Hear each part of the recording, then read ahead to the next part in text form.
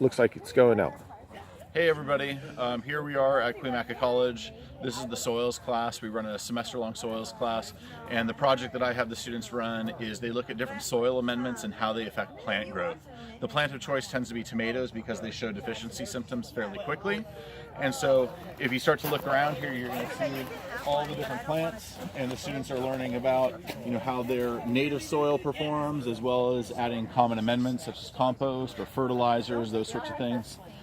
So it's an experiment that runs for the full semester. There's a lot of learning opportunities involved, and honestly the results are a little bit different every time. So it's real world stuff that can be applied to your space, and I can suggest this type of experiment for you at home. So just take some of your native soil, try different treatments that make sense for your situation, and then just track plant growth and the performance of plants that you're interested in.